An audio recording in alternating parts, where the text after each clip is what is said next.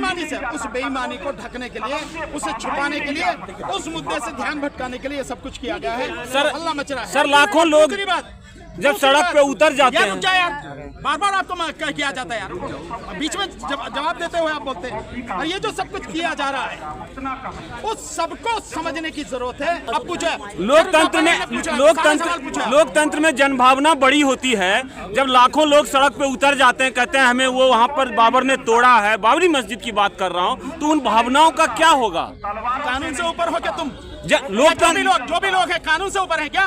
कानून से ऊपर लोकतंत्र तो है सर। संविधान से चलेगा। लोकतंत्र का मतलब ये है कि संविधान से, लोकतंत्र से और कानून से चलेगा राज।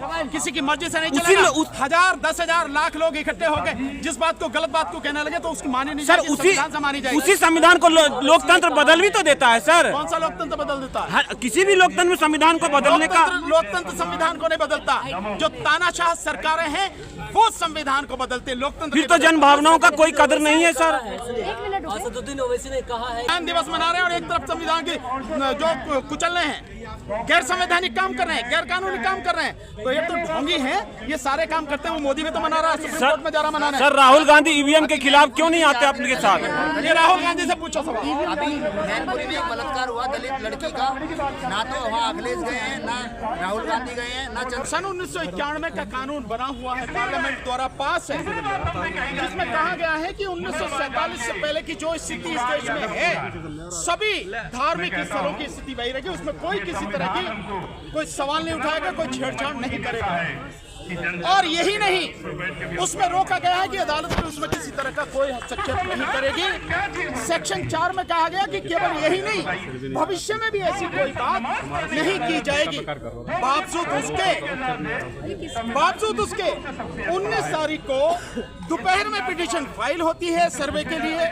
कोर्ट उसी समय जो रेस्पोंडेंट हैं उनको सुने बिना, उनको मौका दिए बिना, जो प्राकृतिक न्याय का एक सिद्धांत है उसको लागू किए बिना उसी दिन तत्काल आदेश करती है। और बड़े मजेदार बात देखिए कि इधर आदेश पारित हुआ और शाम तक जो है एएसआई के लोग सर्वे करने पहुंच भी गए। इससे ज्यादा और सुनियोजित षड्यंत्र और क्या होगा? इन्होंने षड्यंत्र क्या होगा? क्योंकि उन्हें मालूम है कि अदालत जा रहे हैं, वहां से आदेश मिलेगा और आदेश मिलेगा तुरंत उसे लेके वहां पहुंच जाएंगे। ऐसा वेल प्लान तरीके से होता है, बिना उसके नहीं होता। और इसलिए मैंने कहा कि अदालत में इससे शामिल है। दूसरी बात, और जो एक बात मैं कहना चाह रहा हूं कि चलिए जब 19 तारीख को सर्वे हो गया तो फिर 24 तारीख को सर्वे का क्या मतलब? और सुबह 6, साढ़े 6 बजे पहुंच गए सर्वे करने। और उसके बाद में जो हुआ, 5 नौजवान बच्चे जो हैं हमारे, उनकी जान चली गई, हत्या की गई उनकी। सर खुदाई की जो बात होती है, पहले सवाल का जवाब ले लीजिए यार, इसीलिए मैंने आपसे कहा पहले जवाब आने दो, उसके बाद में जो आप सवाल पूछें। उनकी हत्या हुई और आरोप अब ये लगाया जा रहा है कि पुलिस ने गोली नहीं चलाई, जबकि आप देख रहे हैं पुलिस कैसे गोली यूं करके, वो है ना पुलिस वाला यूं करके पिस्तौल चला रहा और एक यूं करके चला रहा। ये सारी, लेकिन पुलिस कमिश्नर ने इनकार किया है सर, पुलिस की गोली से। आपने कभी देखा है कि कोई अपराधी ये कहता हो कि मैंने अपराध किया है? सर खुदाई का जो मसला है कि जो एएसआई खुदाई कर सकता है कि नहीं कर सकता? नहीं कर सकता। जो संविधान में जो कानून है बना हुआ 1991 का, वो किसी को भी इजाजत नहीं देता कि आप उसमें एक कदम भी रखें इस नियत से कि आप उसका सर्वे कर रहे हैं या कुछ कर रहे हैं। वो कानून पूरी तरह से रोकता है। फिर सर्वे पता कैसे लगाएगा? कैसे सर्वे से पता कैसे लगेगा कि वहाँ मंदिर था या मस्जिद था? जब संविधान ने कह दिया, जब इस देश के कानून ने कह दिया कि 1947 से पहले की जो परिस्थिति है वो उस पर कहीं भी कोई भी उस पर कोई सवाल नहीं होगा, कोई छेड़छाड़ नहीं होगी, फिर क्या पता लगाना है आपको? कौन होते हैं आप पता लगाने वाले? एएसआई कौन होता है? जी मैंने बताया, बाकायदा साजिश है और बड़ी घिनौनी साजिश है। और अगर ये साजिश नहीं होती तो पिटीशन पड़ा, विपक्षी को मौका दिए बिना आदेश हो गए और आदेश तुरंत लागू हो गया। यहाँ सालों साल आदेश पड़े रहते हैं, धूल चाटते रहते हैं, मिट्टी लग जाती है उन पे, अधिकारी कभी गौर ही नहीं करते। और यहाँ तो पहले से तैयार बैठे हैं, सांझ को ही पहुंच गए। और क्या चाहिए? षड्यंत्र कैसे होता है, मिली भगत कैसे होती है, ये सब कुछ सामने है। और 24 तारीख को क्यों किया गया, इसका भी एक कारण है। 24 तारीख को इसलिए किया गया कि 23 तारीख को बेईमानी से जो बीजेपी जीत कर आई है चुनाव में, विशेषकर अगर उत्तर प्रदेश में कहूँ तो 9 जो चुनाव में सीटें थी उन पर में 7 सीटों पर जिस तरह से जीत के आई है, ऐसी गुंडा गुंडागर्दी आपने पहले कभी नहीं देखी होगी। मुस्लिम समाज के लोगों को रिवॉल्वर से डराया गया, रोका गया। कुंदरकी में जाटव समाज के लोगों को, यादव समाज के लोगों को, मुस्लिम समाज के लोगों को वोट डालने से रोका गया। ऐसी गुंडागर्दी आपने देखी कभी? इलेक्शन कमीशन क्या था? कहाँ था वो? कौन से बिल में घुसा हुआ था? कौन सी रिश्वत लेके चुप बैठा था? कौन सी वफादारी निभा रहा था? जब उसकी जिम्मेदारी है देश के संविधान को बचाने की, जब उसकी जिम्मेदारी है कि निष्पक्ष चुनाव हो, स्वतंत्र और पारदर्शी चुनाव हो, क्या कर रहा था वो? इसलिए ये सब कुछ सोचे समझी साजिश के तहत हो। सर डेमोग्राफी भी चेंज हो रहा है संभल का, क्या ऐसा भी आरोप लग रहा है? तो पूछ लें, दो आपने पूछ लिया। सर कहा जा रहा है पुलिस की तरफ से कि पत्थरबाजी की गई थी, उसको कंट्रोल करने आप बहुत सिंपल सी बात है कि जो पत्थरबाजी का आप आरोप लगा रहे हैं, मैं मानता हूं कि पत्थरबाजी हुई है, और शुरुआत किसने की है? वो क्यों शुरुआत हुई है? पत्थरबाजी की क्यों शुरुआत हुई है? आप जाओगे और एक धार्मिक स्थल में कानून को जो है धब्बा बताते हुए, पैरों तले कुचलते हुए आप बिल्कुल गैर कानूनी, गैर संवैधानिक काम करोगे, और उसके बाद जो आपसे पूछा जा रहा है आप उसका जवाब नहीं दोगे। लोग इकट्ठे हो जा रहे हैं तो उन्हें हटाने के लिए आप गोली चला रहे हैं, और लोग पत्थर चला रहे हैं तो आप कह रहे हैं पत्थरबाजी। गोली क्यों चलाई गई भाई? पत्थरबाजी से पहले आप इसका जवाब दो कि गोली क्यों चलाई गई। पुलिस अगर गोली चलाती है तो गोली उसी स्थिति में चलाती है जब देखे कि अब काबू में नहीं हो सकते। उससे पहले लाठी चार्ज होता है, उससे पहले चेतावनी दी जाती है, और गोली भी चलाई जाती है तो घुटनों से नीचे मारी जाती है ताकि जो है डर के भाग जाए या वो चलने के काबिल है। ये एक तरीका होता है। आप सीधे सीधे, यार पहले जवाब तो सुनो, सीधा सीधा आप गोली चला रहे हो और आप कह रहे हो कि मतलब पत्थरबाजी हुई है। क्या वो जो लोग हैं दिमाग खराब है उनका? उन्हें समझ नहीं है कि वो क्या कर रहे हैं क्या नहीं कर रहे हैं। इन सारी चीजों को समझो और समझ, इसीलिए मैं कह रहा हूँ उसकी बाकायदा अगर निष्पक्ष जांच हो जाए तो दूध का दूध पानी का पानी हो जाएगा, पता लग जाएगा कि कौन गुनहगार है, किसने गोली चलाई या किसने जो पत्थरबाजी। सर ये मस्जिदों में बार नहीं, मुझे किसी पे विश्वास नहीं, मैं जानता हूँ नहीं होगी जांच, बिल्कुल नहीं होगी जांच, मैं जानता हूँ वही सब कुछ करने वाले हैं। ये तो तुम जाके पता लगो, तुम्हारा 3000 से ज्यादा के लोगों पे एफआईआर दर्ज हो चुकी है। हत्या हुई थी तो योगी सरकार ने मुआवजा दिया था, अभी 5 लोगों की मौत हुई है, कोई मुआवजा का ऐलान नहीं हुआ है। फिलहाल क्या मतभेद भेदभाव कर रही है मुसलमान?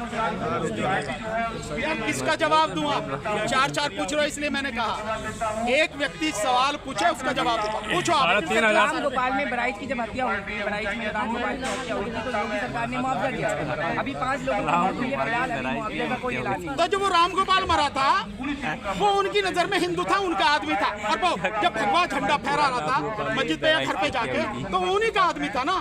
तो अपने आदमी को मरवा के दंगा करवा दिया तो उसको जो उन्हें वो देना ही देना था मुआवजा। ये मुसलमान मरे, और मुसलमान की कीमत क्या है? मुसलमान की, दलित की, ओबीसी की, इन आज की जाति में जो सत्ता में बैठे इनकी नजर में कीमत क्या? कुछ नहीं। 3000 इसलिए इन 5 को जो है मुआवजा नहीं। और आरोप इन पे ये भी लगा हुआ कि भैया इन्होंने पत्थर चलाए, और पत्थर चलाने में दंगा किया इन्होंने, तो किस बात का इन्हें मुआवजा मिला? 400 से ज्यादा की एफआईआर हुई है, गिरफ्तारी हुई है। 3000 नहीं, कैसे क्या देखते हैं? ये एफआईआर होनी चाहिए, लेकिन एफआईआर दोनों तरफ से होनी चाहिए। एफआईआर दोनों तरफ से होनी चाहिए, एफआईआर इधर से भी और एफआईआर उधर से भी। एक तरफा कार्रवाई नहीं होनी चाहिए। इसलिए मैं कह रहा हूँ निष्पक्ष जांचों पर मैं जानता हूँ कि निष्पक्ष जांच होगी नहीं, क्योंकि वही अपराध करने वाले हैं, वही एफआईआर करने वाले हैं और वही फैसला करने वाले हैं। सांसद इमरान प्रताप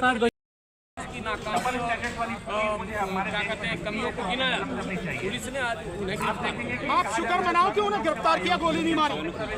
उन्हें गोली भी तो मार सकते थे कि हमेशा के लिए उनकी जुबान बंद हो जाए। ये होगा जब शासन करने वाले लोग संविधान को नहीं मानते, कानून को नहीं मानते और अपनी तानाशाही और गुंडागर्दी दिखा रहे, तो तभी ये सारी चीजें होंगी। इसलिए मैं कह रहा हूँ कि कोई निष्पक्ष जांच नहीं होगी, कुछ नहीं होगा। और वैसे भी इस देश में मुसलमान की और दलित की कोई कीमत है नहीं। सर मेरा 2 सवाल है।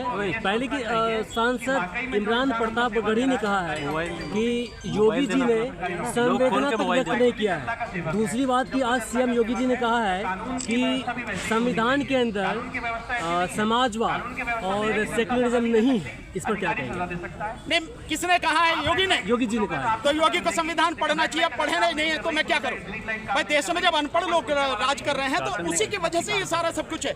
संविधान में बाकायदा समाजवाद शब्द लिखा हुआ है, सेकुलरिज्म लिखा हुआ है, धर्मनिरपेक्षता लिखी हुई है, और ये प्रस्तावना में लिखा हुआ है। एक बात तो ये रही। दूसरी बात आप ये कह रहे हो संवेदना व्यक्त नहीं करी। तो इमरान प्रतापगढ़ी जी को पता होना चाहिए कि जो शासन कर रहे हैं वो आरएसएस के और मनुवादी मानसिकता के लोग हैं, और ये जो दंगा कराया गया है ये सोची समझी रणनीति और राजनीति के तहत कराया गया है। तो जो कराने वाले हैं वो जिनको मारना चाह रहे हैं वो मार दिए, उनके ऊपर संवेदना क्यों व्यक्त करेंगे? सर इमरान प्रतापगढ़ी जी को ये बात कहनी नहीं चाहिए थी कि संवेदना व्यक्त करें। सो वो संवेदना व्यक्त नहीं करेंगे। जो आपको खत्म कर देना चाहते हैं आप उनसे उम्मीद करते हो कोई संवेदना व्यक्त करेंगे। सर बीजेपी के लोग कह रहे हैं,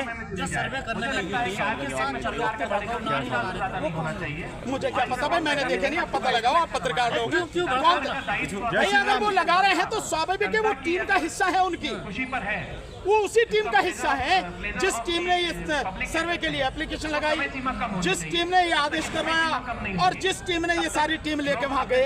और वो जय श्री राम के जो नारे लगा रहे हैं एएसआई वाले, एएसआई वालों को तत्काल मुअत्तल कर देना चाहिए। किसी भी सरकारी अधिकारी कर्मचारी को किसी धर्म विशेष की बात करना और जब वो ड्यूटी पर हो तब बिल्कुल ही ठीक नहीं, गलत है।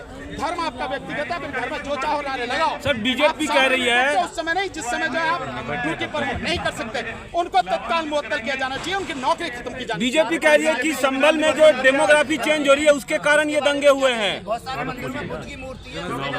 ये जैसे ही बीजेपी की सरकार केंद्र से और राज्यों से जाएगी, ये सब मंदिरों में जो मस्जिदों में मंदिर निकल रहे हैं ये सब बंद हो जाएंगे। सुप्रीम कोर्ट संज्ञान लेगा सर? क्या सुप्रीम कोर्ट संज्ञान लेगा?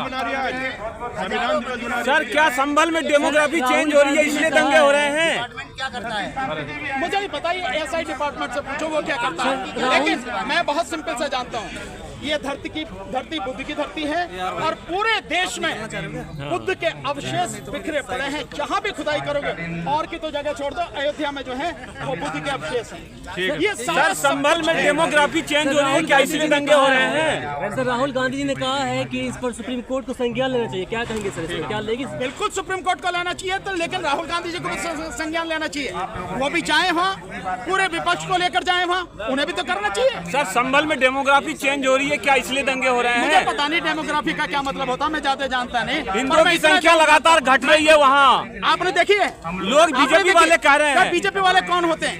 कौन होते हैं? आपका क्या कहना है? चेंज नहीं हो रही है? मेरा बहुत सिंपल सा है कि कहीं किसी की संख्या ज्यादा, कहीं किसी की संख्या नहीं, लगातार बदलाव हो रहा है। कहाँ बदलाव हो रहा? वहीं आप ये बात तो आप पत्रकार हो, आंकड़े दिखाओ। बीजेपी नहीं, बीजेपी के प्रवक्ता हो क्या आप? कौन हो आप? बीजेपी के प्रवक्ता हो? तो सवाल पूछ रहा हूँ मैं, इसलिए पूछो ना, जिनसे पूछ रहे हो बीजेपी वालों से पूछो, आंकड़े दिखाओ पहले आप मेरे से पूछने के बजाय पहले उनसे पूछो। ठीक है सर, हो गया, आंसर मिल गया सर। सभी का संभव नहीं होता, इस बात को मानिए। सर बेटियों का मुद्दा तो बड़ा मुद्दा है ना सर।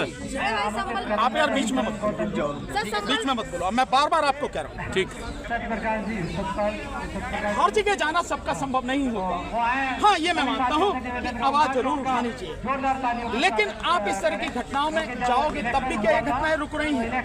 हमें व्यवस्था वो करनी चाहिए ताकि ये सारी जो घटनाएं हो रही हैं, जो सब कुछ हो रहा है, ये स्थायी रूप से रुके। हमें उस पर काम करना चाहिए। सभी विपक्षी पार्टियां, क्योंकि मैं सरकार से कोई उम्मीद नहीं करता कि वो ऐसे काम करें, लेकिन विपक्षी पार्टियों की जिम्मेदारी है कि वो ऐसा काम करें, ऐसी रणनीति बनाएं, एक आंदोलन चलाएं ताकि ये घटनाएं हो ही नहीं। लेकिन सर योगी जी कह रहे हैं कि सुरक्षा मॉडल यूपी से सीखना चाहिए अन्य राज्य। हाँ, सुरक्षा मॉडल यूपी से सीखो और जिसको चाहो एनकाउंटर कर दो, और सबसे ज्यादा कस्टोडियल डेथ जो हो रही है वो यूपी में हो रही है, तो ये सुरक्षा मॉडल सीखो और पुलिस की कस्टडी में ही उनको जो है, जो आरोपी हैं उनको आप मरवा दो।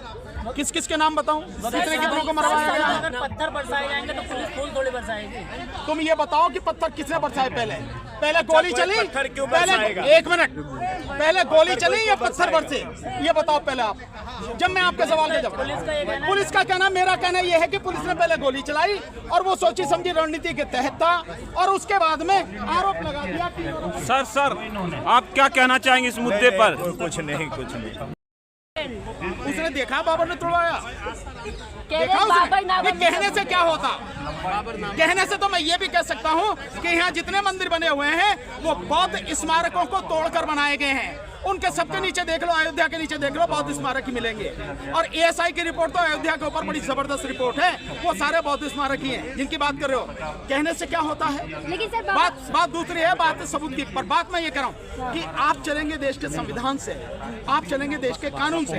1991 में कानून बना कि सभी धार्मिक स्थलों की भारत में जो स्थिति है, जो 1947 से पहले थी, वही रहेगी, उसमें कोई छेड़छाड़ नहीं होगी और भविष्य में भी कोई छेड़छाड़ नहीं होगी। लेकिन फिर भी ऑर्डर क्यों दिया जा रहा है सर्वेक्षण के लिए? इसलिए तो मैं कह रहा हूँ गैर कानूनी। मैंने इसीलिए तो कहा है कि जो आदेश दिया गया है उसकी नींव रख गया चंद्रचूड़, भारत का मुख्य न्यायाधीश जो अभी रिटायर हुआ, और वो बता के गया कि हम सारे मिले हुए हैं। मोदी पूछा ना उसके यहाँ पे जो गणेश पूजा पे, तो वो बता के गया कि हम सब मिले हुए हैं। यार समझो इस बात को सर, लाखों लोग, अदालत वाले, सरकार वाले सब मिले हुए हैं। सर क्या ये मामला सर्वे तक ही रहेगा या फिर आगे भी ये मामला बढ़ सकता है? अगर इसका विरोध जबरदस्त तरीके से नहीं हुआ तो ये आगे बढ़ेगा, या बढ़ाने की कोशिश करेंगे, क्योंकि जैसे जैसे अब ये चुनाव हुए, चुनाव में जिस तरह से उनकी बुरी तरह से वो जीत के आए हैं बेईमानी से, उस बेईमानी को ढकने के लिए, उसे छुपाने के लिए, उस मुद्दे से ध्यान भटकाने के लिए ये सब कुछ किया गया है। सर, हल्ला मच रहा है। सर, लाखों लोग दूसरी बात, जब सड़क पे उतर जाते हैं, यार बार बार आपको किया जाता है यार, बीच में जवाब देते हुए आप बोलते हैं। और ये जो सब कुछ किया जा रहा है उस सबको समझने की जरूरत है। अगर आपने विरोध नहीं किया, लोगों ने विरोध नहीं किया, तो नतीजा यही होगा कि ये सब चीज आगे बढ़ेंगे, क्योंकि वो हिंदू मुस्लिम कराना चाहते हैं।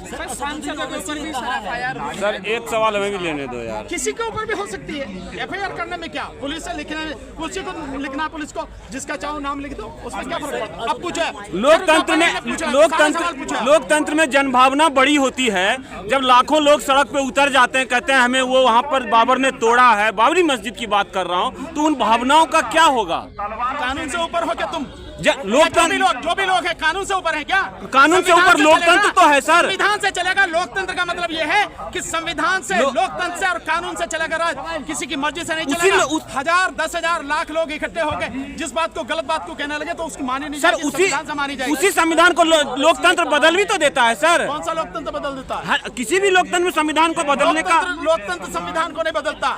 जो तानाशाह सरकारें हैं वो संविधान को बदलते, लोकतंत्र फिर तो जनभावनाओं का कोई कदर नहीं है सर। एक मिनट असदुद्दीन ओवैसी ने कहा है